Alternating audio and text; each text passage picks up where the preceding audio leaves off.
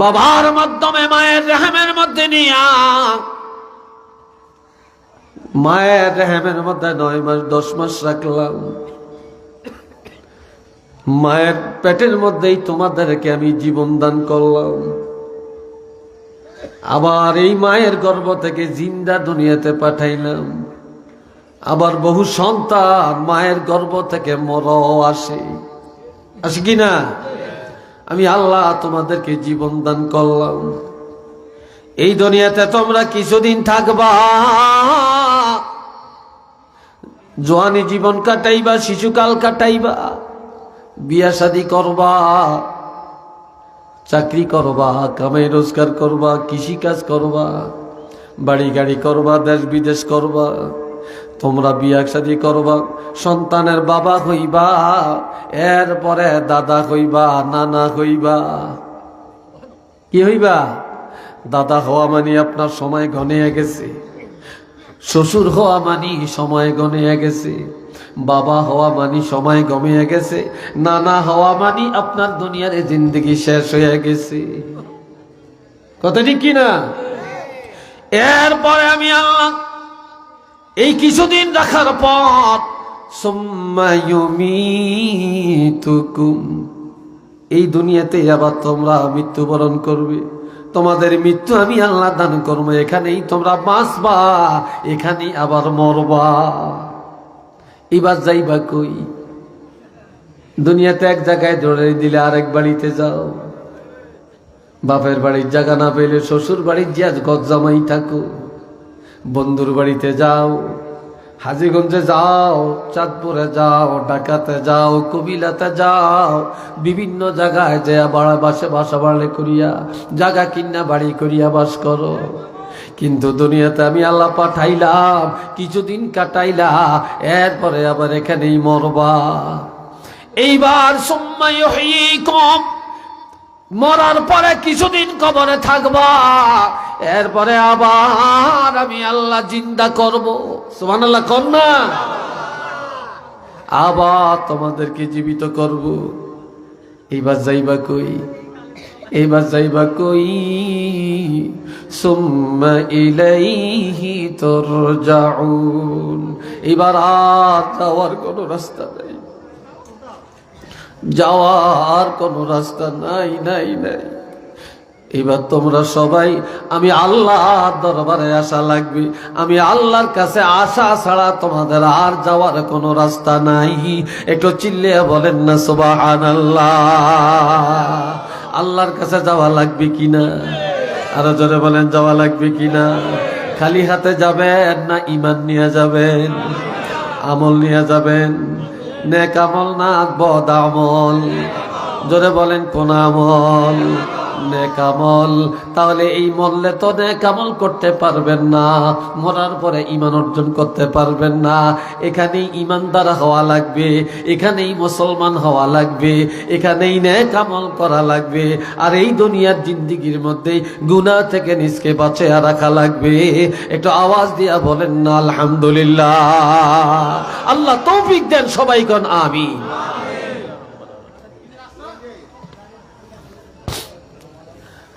রে ভাইরা আমার, قل إن الموت الذي تفرون منه فإنه ملاقيكم عن محمود بن لبيد رضي الله تعالى عنه أن النبي صلى الله عليه وسلم قال اثنتان يكرههما ابن الآدم الموت والموت خير للمؤمن من الفتنة الدنيا ويكره قلة المال وقلة المال قلة الحساب. এটা আল্লাহু আকবার কন্যা। আল্লাহর হাবিব ইরশাদ করেন, দুইটা জিনিস মানুষ বেশি অপছন্দ করে। কয়টা? জোরে বলেন কয়টা? দুইটা জিনিস মানুষ পছন্দ করে না। তার মধ্যে বনি আদম দুইটা জিনিস অপছন্দ করে, তার মধ্যে 1 নম্বরে অপছন্দ করে মৃত্যু। কেউ মরতে চায় না, কেউ মরতে চায় না, সবাই বাঁচতে চায়, ঠিক নি? সবচেয়ে বেশি অপছন্দ করে মরণটারে। একটু বাঁচার জন্য দেশ বিদেশ যায়, বাড়ি বিক্রি করে, ঘর বিক্রি করে, সোনা বিক্রি করে, এরপর ডাক্তারের কাছে যায়, মাদ্রাস যায়, ভারত যায়, সিঙ্গাপুর যায়, আমেরিকা যায়, এরপরও কেউ বাঁচতে পারে কিনা বলেন? বলেন পারে? এরপরও কেউ পারে না। অথচ নবী বলেন আল মাউতু খায়রুল লিল মুমিন, যারা ঈমানদার, যারা মুমিন, তাদের জন্য মৃত্যুটা হলো অতি উত্তম। মুনাফিক, বেঈমান, নাফরমান, কাফের, মুশরিক, তাদের জন্য মৃত্যুটা হলো একেবারে লাঞ্ছনা। আর ঈমানদার যারা, তাদের জন্য মৃত্যুটা হলো অতি উত্তম। কেননা আল মাউতু খায়রুল লিল মুমিনিন মিনাল ফিতনাতি, ঈমানদারের জন্য মৃত্যুটা অতি উত্তম দুনিয়ার ফিতনা থেকে। দুনিয়া থাকলেই তো গুনাহ, দুনিয়া থাকলেই তো গুনাহ, দুনিয়া থাকলেই মিশা কথা, ধোঁকাবাজি, রংবাজি, সিটাবাজি, সিটারি, মুনাফিকি, পরের ঠগান, ধরন মারণ, আর অহংকার, গর্বরিয়া, হিংসা, দুনিয়া এগুলা ফিতনায় ভরা। ঈমানদারেরা দুনিয়ার এসব ফিতনা থেকে বাঁচতে পারবে কবরে চলে গেলে। এই জন্য ঈমানদারের জন্য মৃত্যুটা হলো অতি উত্তম। আওয়াজ দিয়া বলেন না সুবহানাল্লাহ। 2 নম্বরে ওয়ায়াকরাহু কিল্লাতুল মাল, কম টাকা মানুষ পছন্দ করে না, কম জায়গা পছন্দ করে না, সম্পদ কম এটা কেউ পছন্দ করে না, টাকা কম এটা পছন্দ করে না। সবাই চায় অনেক টাকা, সবাই চায় অনেক সম্পদ, সবাই চায় অট্টালিকা।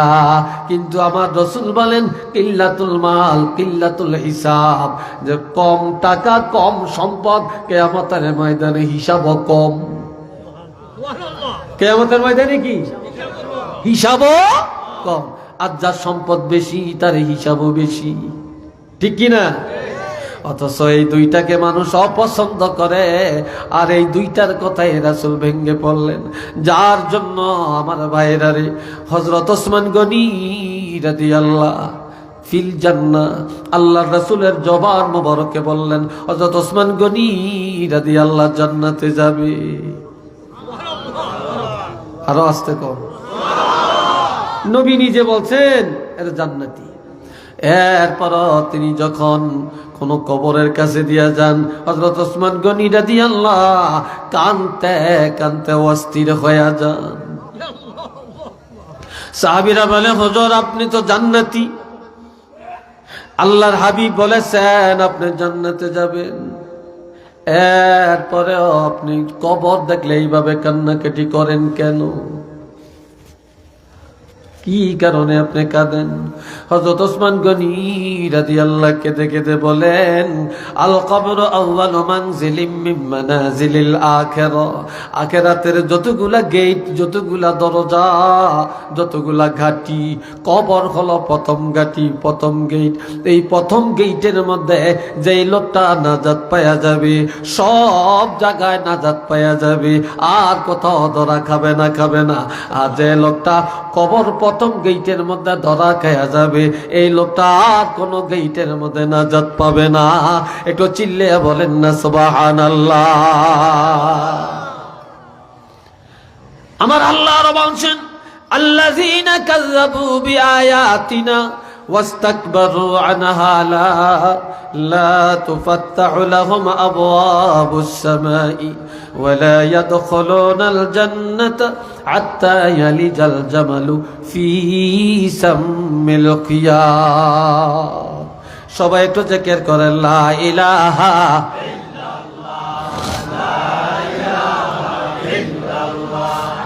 লা ইলাহা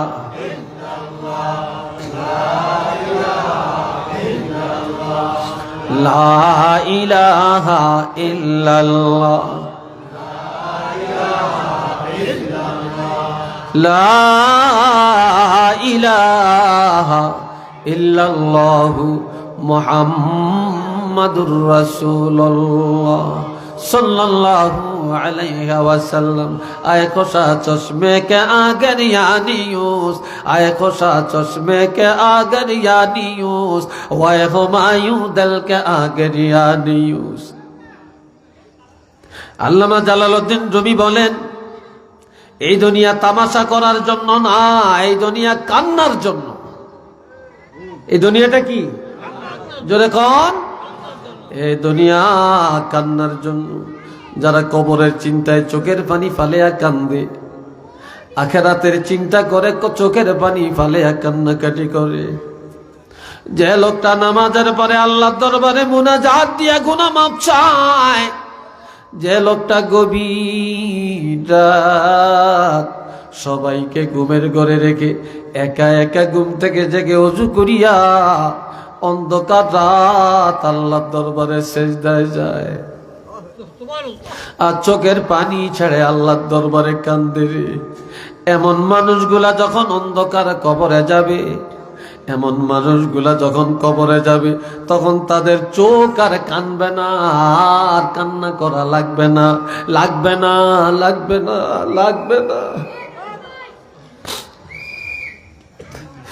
এই দুনিয়ায় কবরের ভয়ে, আখিরাতের ভয়ে, আল্লাহর ভয়ে, গুনার ভয়ে যারা কান্নাকাটি করে যাবে, এমন লোকগুলা যখন অন্ধকার কবরে যাবে, তখন তাদের অন্তর আনন্দে হাসতে শুরু করে দিবে।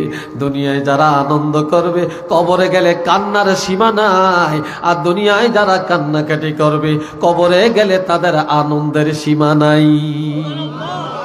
একটু মারহাবা কন্যা।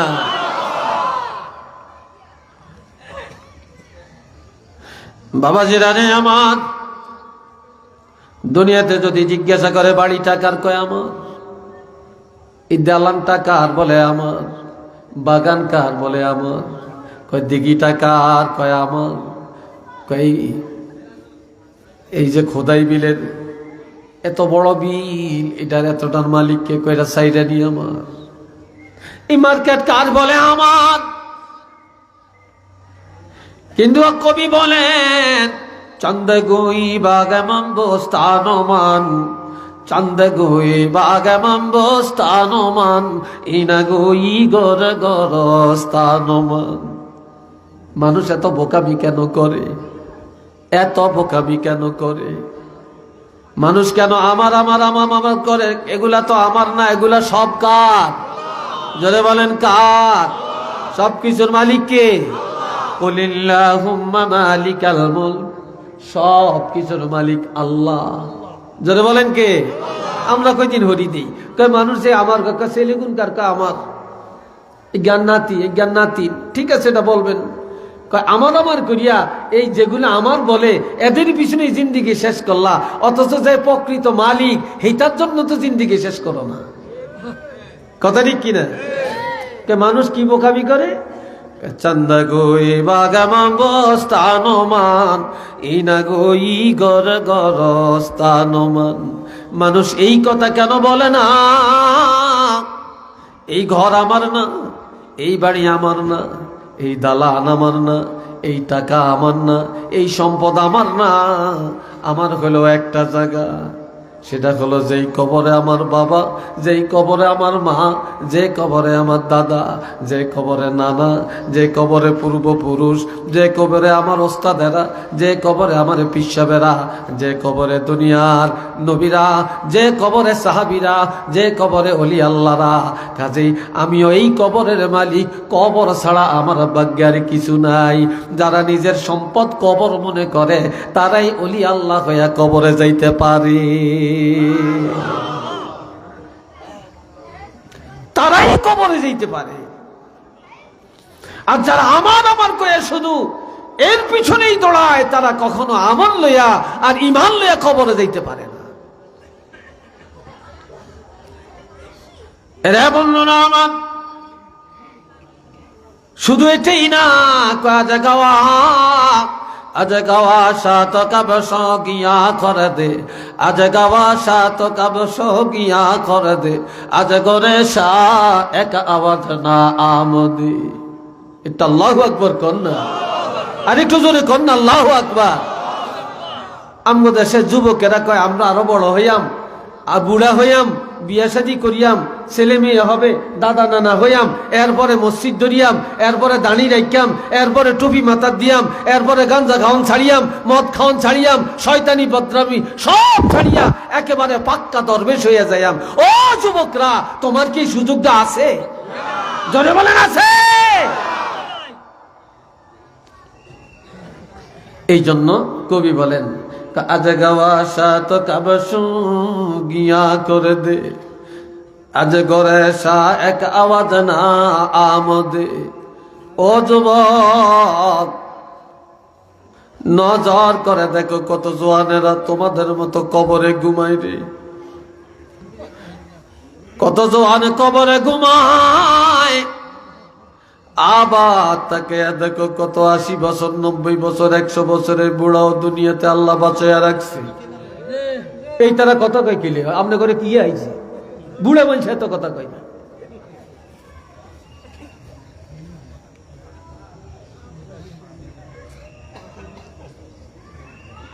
আল্লাহ নজর করে দেখো 80 বছর, 90 বছরের বুড়াও বেঁচে আছে, কিন্তু তোমাদের মতো কত যুবক কবরে ঘুমাই রে।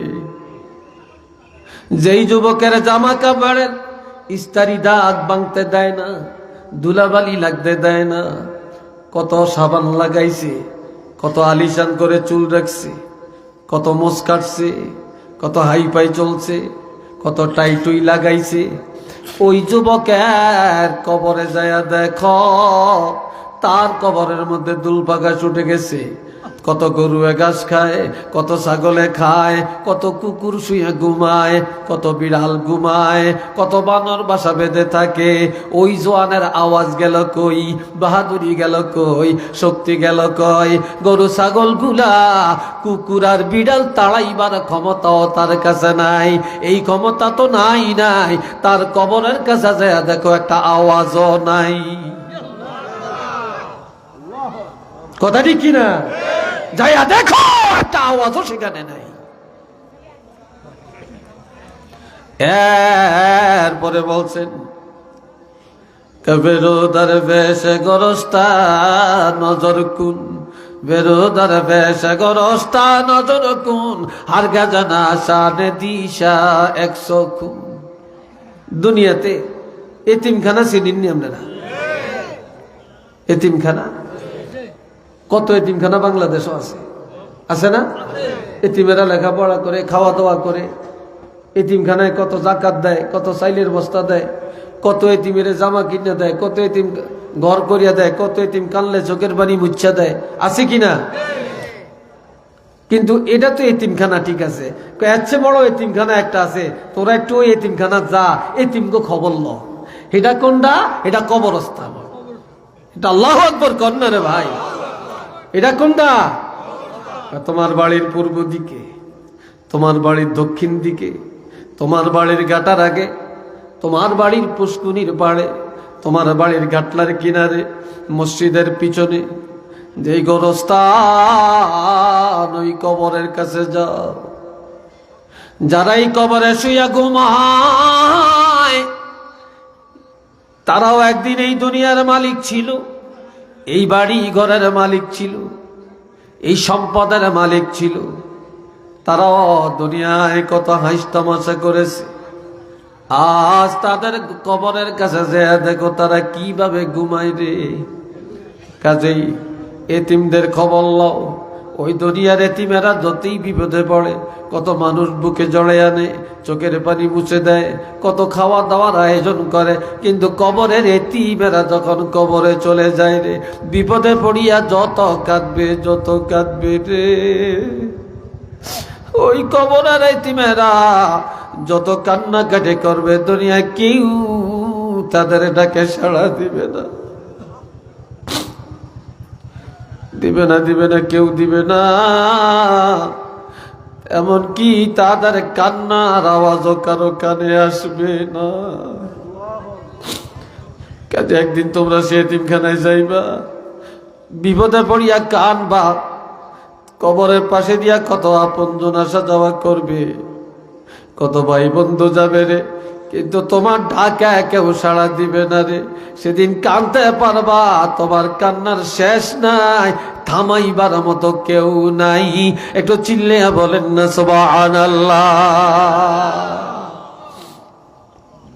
কেউ নাই, কেউ নাই। এই জন্য আমার বাবাজিরা, মানুষ যখন মরে যায়, মৃত্যুর পরে রুহটা নিয়ে মালাকুল মউত আসমানে যায়। কোথায়? কথা কন, কোথায়? হুজুরি নিয়ে আসতে কোন তাড়াতাড়ি।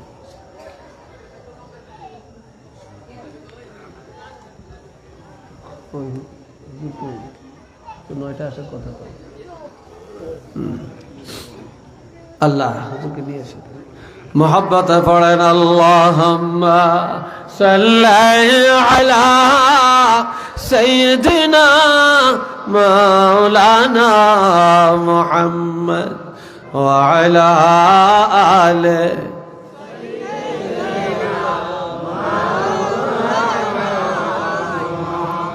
রে ভাইরা আমার শুনেন, এই রুহুটা নিয়া যখন আসমানের কিনারে যাবে রে, কড়া নাড়াবে, বলবে কে? কয় আমি অমুক মালাকুল মউত।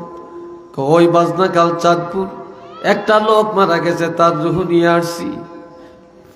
দারোয়ান বলবে রাখো, দরজা খোলা যাবে না। এই লোকটা সারা জীবন কি করেছে, পুরা জিন্দেগীর নথিপত্র আমার কাছে।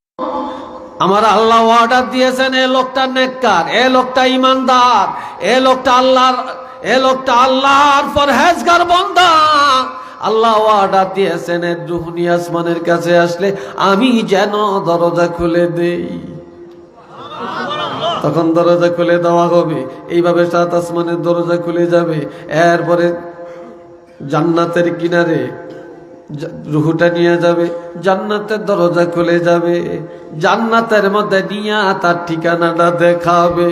এটাই তোমার ঠিকানা, হাজা মাকআদুকা, এটাই তোমার বাসস্থান। এটা মারহাবা কন্যা। কিন্তু লাশ উড়িয়ে দিছে, কত মানুষে কত দৌড়াদৌড়ি কান্নাকাটি করে, কিন্তু রুহু যে কোন জায়গায় সাইর করতেছে খবর আছে নি? কেন জোরে বলেন আছে? রুহু বেহেশতের মধ্যে।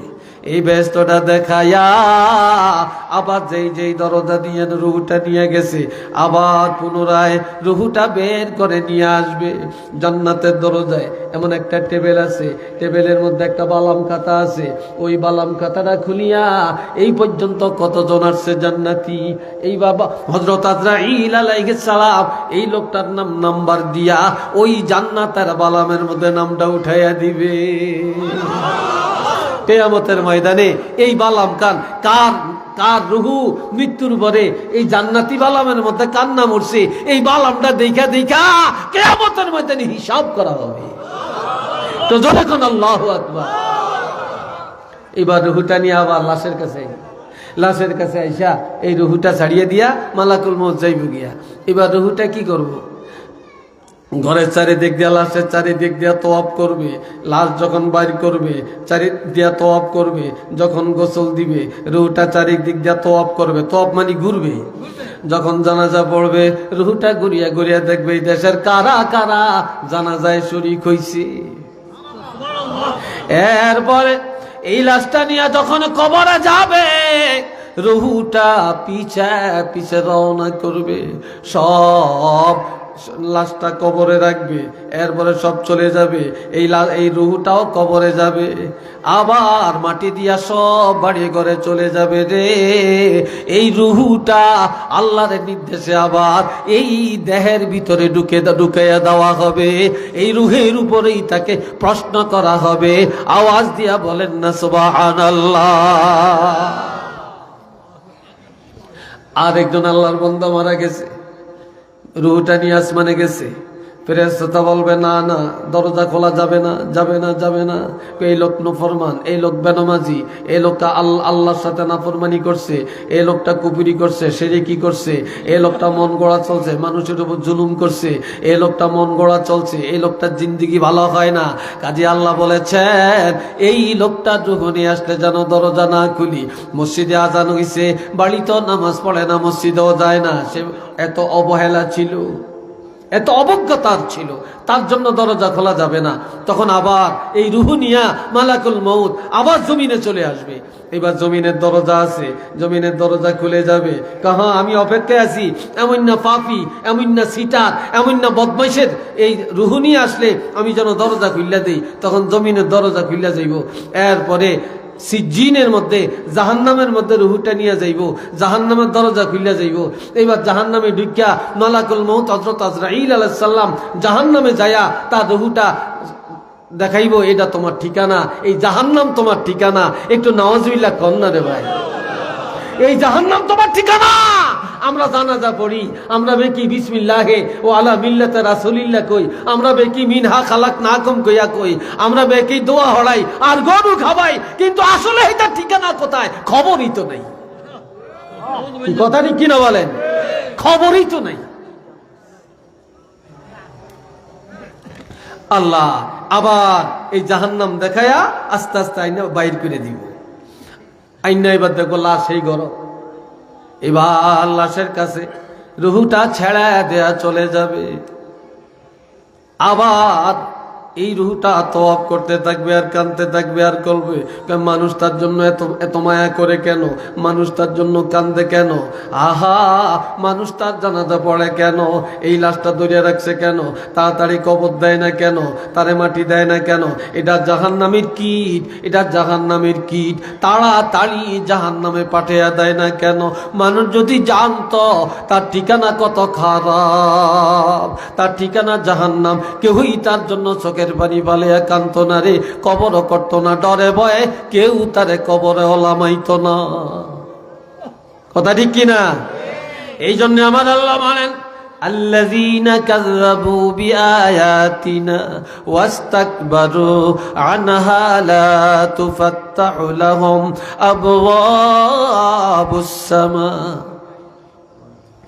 যারা আমি আল্লাহর বিধানকে অমান্য করে, আমি আল্লাহর আইন যারা অমান্য করে, আর ওয়াস্তাকবারু দুনিয়াতে অহংকার আর গর্ব করে চলে, নিজেরা বড় মনে করে, নিজেরা ভালো মনে করে।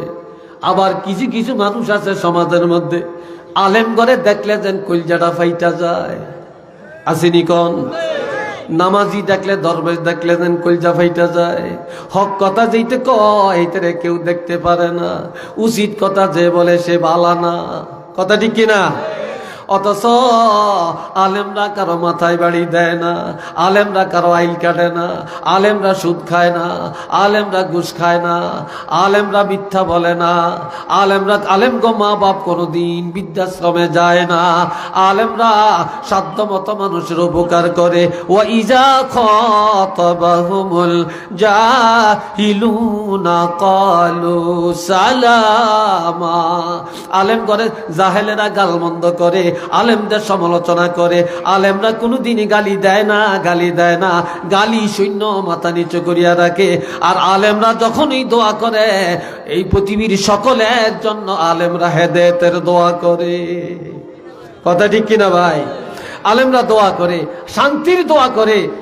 যাই আলেমরা শান্তির দোয়া করে, রহমতের দোয়া করে, নাজাতের দোয়া করে, ওই আলেমদের সমালোচনা আবার এই দেশের মুসলমান কিভাবে করতে পারে? বলেন আপনারা। আল্লাহ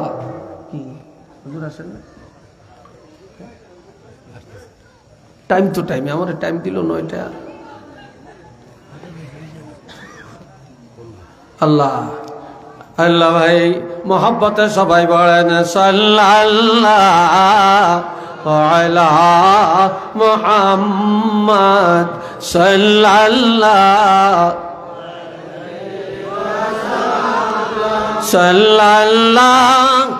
আলা মুহাম্মদ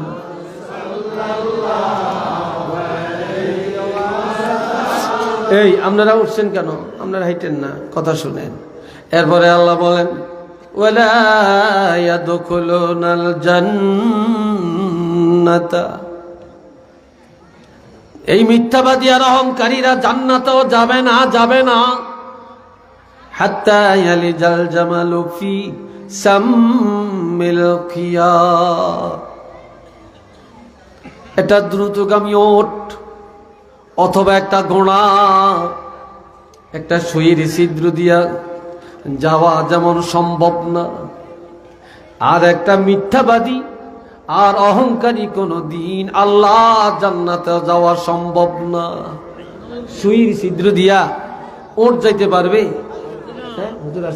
যেমন যাইতে পারবে না অহংকারী, মিথ্যাবাদী, জালেম, শয়তান, এরা কখনো আল্লাহর জান্নাতে যাইতে পারবে না।